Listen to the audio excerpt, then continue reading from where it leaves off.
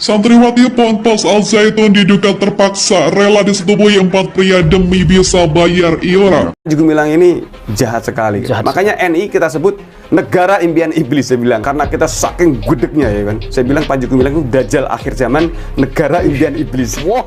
Dan lembaga kerasulan tadi, mereka dengan dosa bisa ditebus, nggak boleh pacaran, nggak boleh berzina.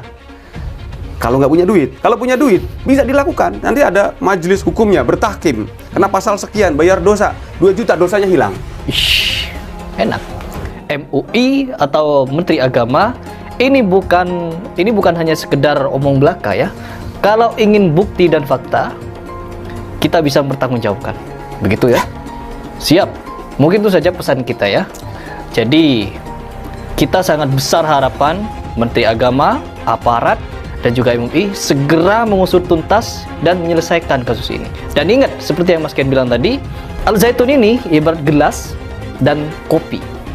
Kalau kita ingin memperbaiki ideologi, bukan dimasukkan air baru, tapi ditumpahkan, diganti. Terkait dengan pelaporan tindak pidana pemerkosaan, faktanya ada yang melaporkan. Nah, penegak hukum segera turun. Tindak itu, laksanakan proses. Kalau memang dia tidak bersalah, dia SP3 kan boleh. Kalau memang bersalah, cepat hukumnya, jangan sampai kemudian menjadi permasalahan yang terus-menerus.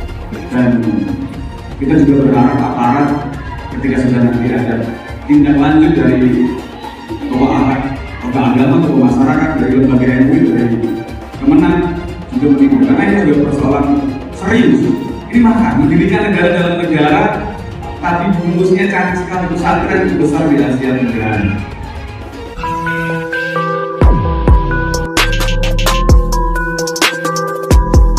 Ponpes Al Zaitun Indramayu diduga menarik iuran paksa atau infak kepada para jemaahnya dengan menjual ayat Al-Quran. Bahkan untuk mendapatkan iuran tersebut menghalalkan berbagai cara. Akibatnya ada jemaah wanita yang terpaksa disetubui 4 orang pria untuk bisa membayar iuran tersebut.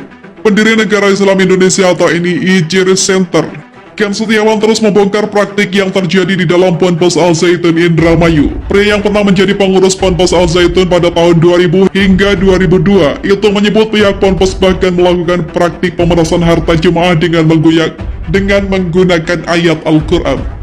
Ken Setiawan menyampaikan surat Al-Quran At-Tadabbur 9 digunakan untuk menarik iuran paksa atau infak dengan dalil infak sedekah. Selain dengan menggunakan uang, Ken Setiawan juga menyebut para jemaah bisa membayar infak itu dengan hal lain, seperti menjual diri, bahkan ada juga yang sampai menjual anak kandung mereka, harta mereka.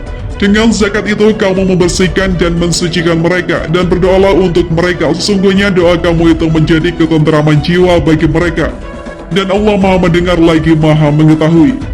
Arti tersebut kemudian disalahartikan. Menurut Ken, Ponpes Al Zaitun mengartikannya dengan menggunakan fi'il amr atau kata kerja perintah. Kemudian diyakini oleh jemaah NII hanya dengan mengeluarkan harta kepada Ponpes Al Zaitun, maka seorang itu dapat membersihkan dirinya dari dosa dan suci kembali seperti bayi yang baru terlahir.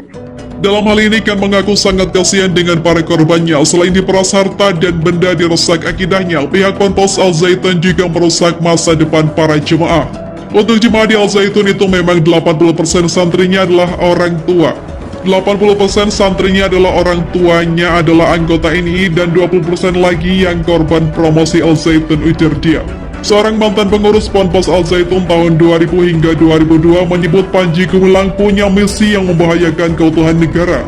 Hal itu diungkapkan oleh Ken Setiawan. Ken pernah menjadi pengurus Ponpes Al Zaitun pada tahun 2000 hingga 2002.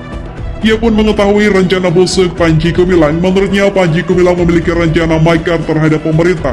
Ia sebagai pendiri Negara Islam Indonesia atau NII Ciri Center menjelaskan upaya Ponpes Al Zaitun untuk mendirikan negara di dalamnya.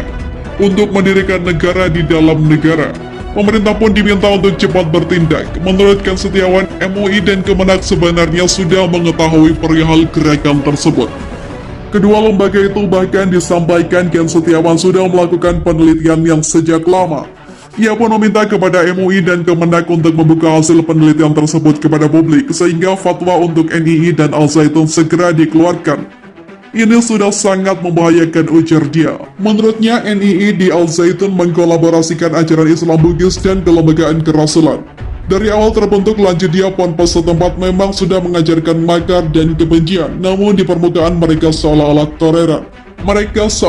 toleran. Dia menggabungkan beberapa agama menjadi satu lalu menggunakan logika akal, ujar dia.